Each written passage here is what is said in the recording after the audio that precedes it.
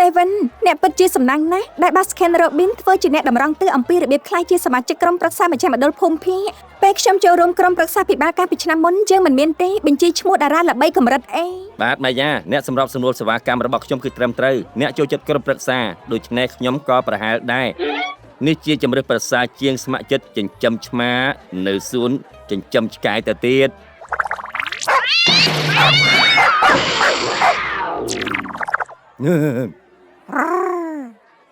ហេខ្ញុំមិនដឹងទេថាអ្នកនឹងយកវេកមកកាន់ទីនេះទេអូបាទគាត់ចាប់អារម្មណ៍ខ្លាំងណាស់ទៅលើ 501C3 អភិបាលកិច្ច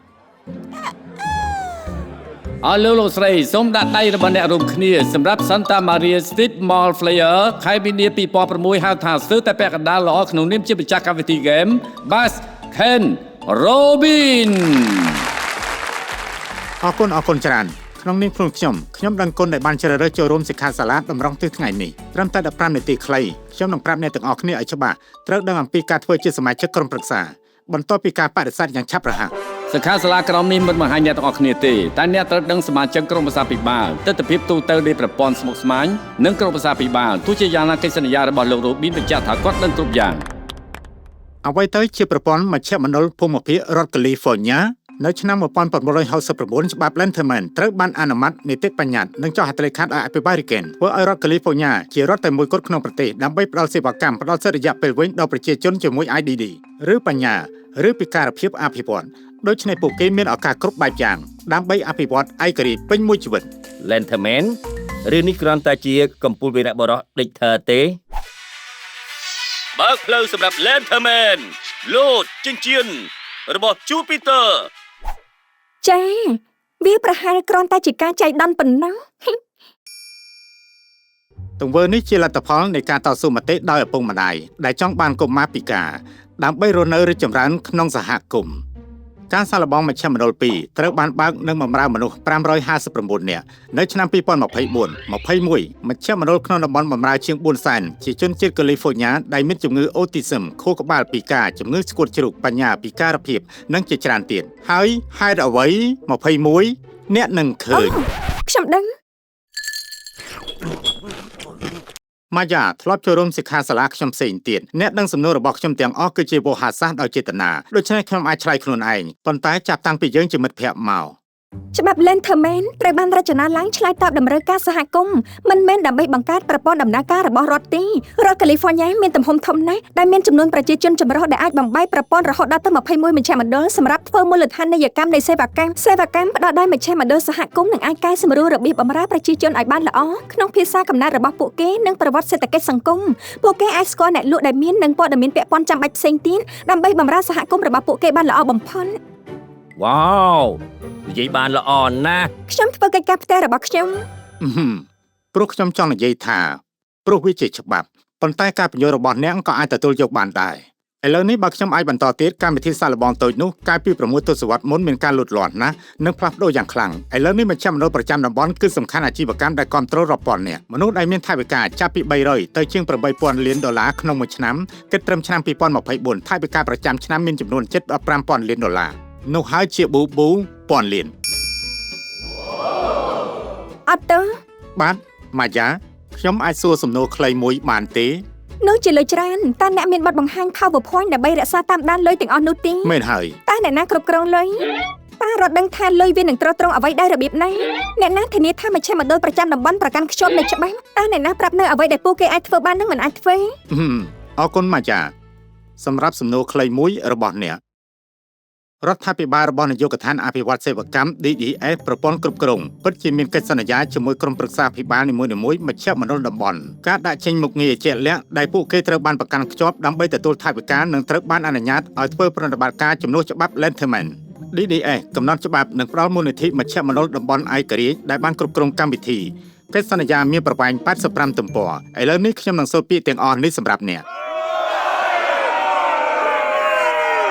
មិនអីទេខ្ញុំនឹងផ្ដល់ឲ្យអ្នកជំនួសវិញទិដ្ឋភាពទូទៅសង្ខេបនៃអ្វីដែលកិច្ចសន្យាត្រូវបានកំណត់ វាបង្ហាញថាតើសេវាអ្វីខ្លះមិនមាននៅក្រមច្បាប់និងរបៀបដែលបុគ្គលជាមួយពិការភាពនៅក្នុងការអភិវឌ្ឍមានលក្ខណៈគ្រប់គ្រាន់ដើម្បីស្ថិតក្នុងតំបន់មជ្ឈមណ្ឌល DDA កំណត់ការត្រួតពិនិត្យយ៉ាងតឹងរ៉ឹងបទបញ្ញត្តិសម្រាប់ការគ្រប់គ្រងសារពើពន្ធប្រតិបត្តិការអ្នកម៉ៅការហើយនឹងការវាយតម្លៃការអនុវត្តបុគ្គលិកត្រូវត្រួតពិនិត្យការរាយការណ៍ទាំងរដ្ឋហើយនឹងសហព័ន្ធរដ្ឋាភិបាលផ្ដល់មូលនិធិ 40% ប្រចាំឆ្នាំ DDA ត្រូវបានធានាគ្រប់លក្ខន្តិកៈនិងតម្រូវការនៃកិច្ចសន្យាកំពុងត្រូវបានបំពេញឬក៏អាចទទួលបានមូលនិធិដាក់ក្នុងភាពគ្រោះថ្នាក់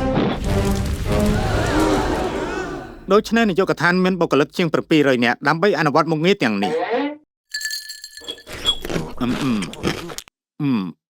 បាទលោកអេសម្លាញ់បើ DDA ធ្វើរឿងទាំងអស់នេះហេតុអីមានក្រុមប្រឹក្សាភិបាលនយោបាយ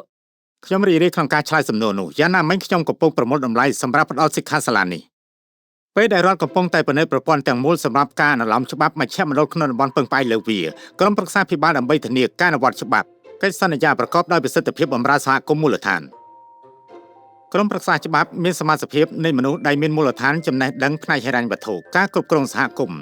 IDD នឹងឆ្លុះបញ្ចាំងផងដែរសហគមន៍មូលដ្ឋានដែលពួកគេបម្រើមានន័យថាវាត្រូវតែមានសមាជិកយ៉ាងហោចណាស់ 25% នៃជនពិការភាពក្នុងការអភិវឌ្ឍនិងលើសពីនេះទៀតគឺមានសមាជិកឆ្លុះបញ្ចាំងពីភាពចម្រុះជាតិសាសន៍ក្នុងតំបន់ពួកគេខ្ញុំគិតថាវាហាក់ដូចជាច្រើ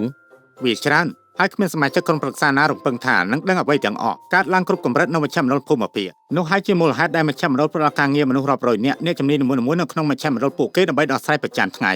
អ្នកនិងសមាជិកក្រុមប្រឹក្សាមានធនធានជាច្រើននៅក្នុងការចោទរបស់អ្នកដើម្បីដឹងច្បាស់មជ្ឈមណ្ឌលតំបន់ចាប់ផ្ដើមជាមួយបុគ្គលិកម្នាក់ដែលរាយការណ៍ទៅក្រុមប្រឹក្សាខ្ញុំគិតថាគាត់គ្រាន់តែនិយាយថាមានបុគ្គលិករាប់រយនាក់មានប៉ុន្តែក្រុមប្រឹក្សាភិបាលមានតែមួយនាយកប្រតិបត្តិធ្វើឲ្យវាកាន់តែងាយស្រួលសម្រាប់យើងក្នុងការទទួលបានព័ត៌មានត្រូវបុគ្គលនោះមានវិជ្ជាជីវៈខ្ពស់ដែលត្រូវបណ្ដុះបណ្ដាលនិងអប់រំក្នុងពិការភាពនិងសង្គមសេវាកម្មនិងកន្លែងរដ្ឋបាលពួកគេត្រូវបានជ្រើសរើសបន្ទាប់ពីស្វែងរកយ៉ាងទូលំទូលាយដើម្បីរកមនុស្សស័ក្តិសមពួកគេធ្វើប្រតិបត្តិការប្រចាំថ្ងៃនិងការងារក្រុមរបស់ពួកគេដើម្បីយល់និងអនុវត្តកិច្ចសន្យា DDA នៅក្នុងព័ត៌មានលម្អិតរបស់វា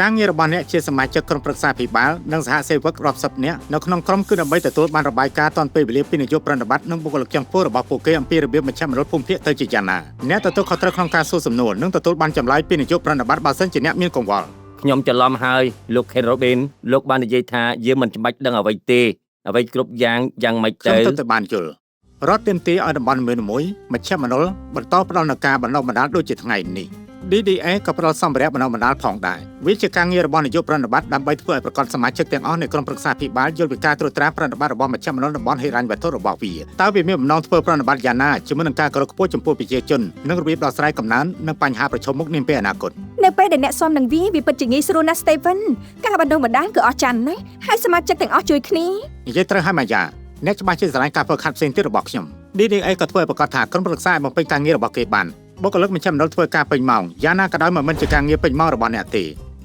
អ្នកគួរតែសួរមជ្ឈមណ្ឌលប្រចាំតំបន់របស់អ្នកប្រហែលជាប្រមាណម៉ោងសមាជិកក្រុមប្រឹក្សាប្រចាំខែជាធម្មតាតម្រូវឲ្យចូលរួមក្នុងទូនាទីស្ម័គ្រចិត្តរបស់អ្នកនឹងមានការប្រជុំពេញអង្គជាប្រចាំការបណ្ដុះបណ្ដាលនិងគួរតែមានគណៈកម្មាធិការហិរញ្ញវត្ថុសេវាសហគមន៍ឬក៏ក្រុមប្រឹក្សាប្រជាជនដូច្នេះអ្នកអាចមើលឃើញលម្អិតបន្ថែមពីការងាររបស់អ្នក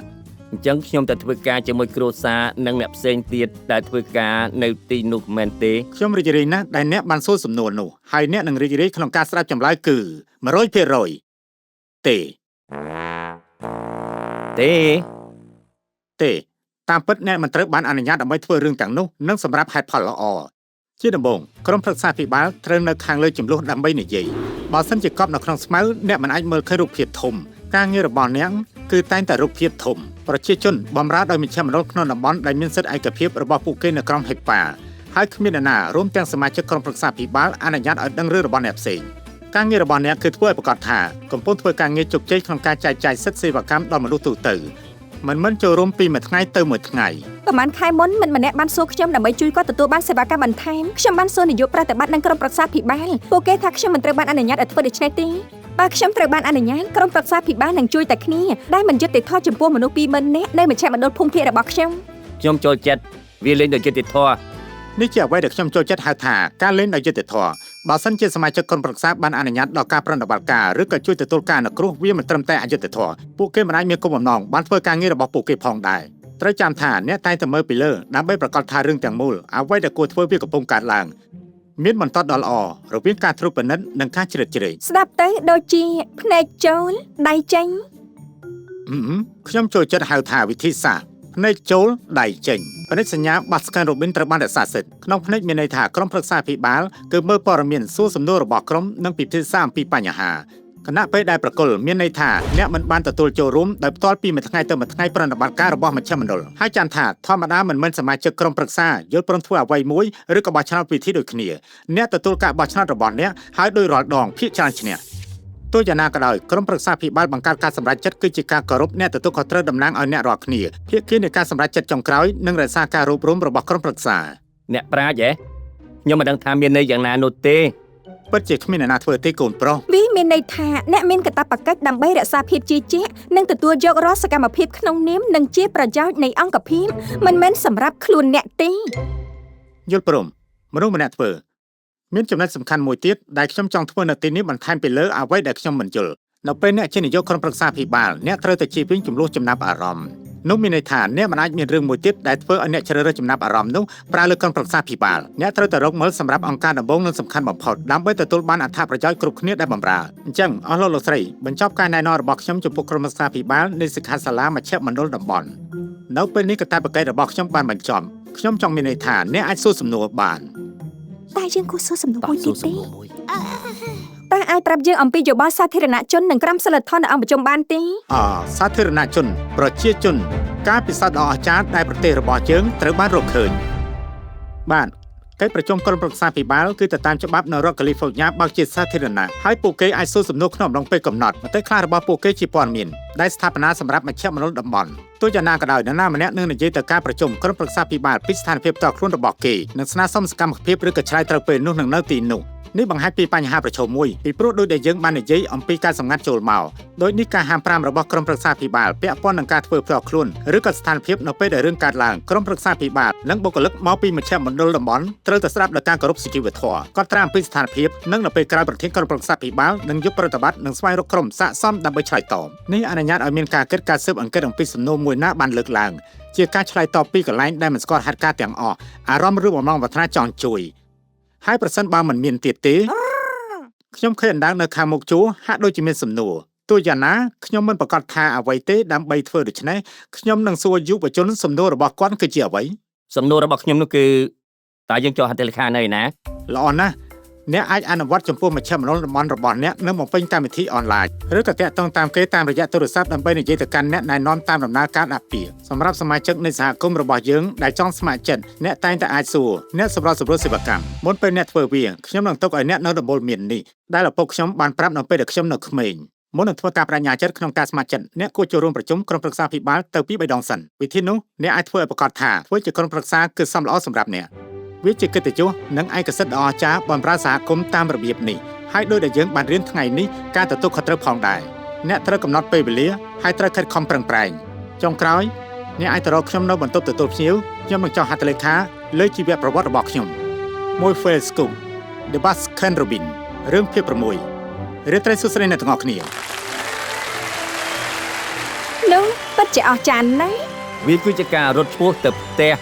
យើងនឹងបង្កើតក្រុមដ៏អស្ចារ្យតើអ្នកគិតយ៉ាងណាទៅវែកអូវែក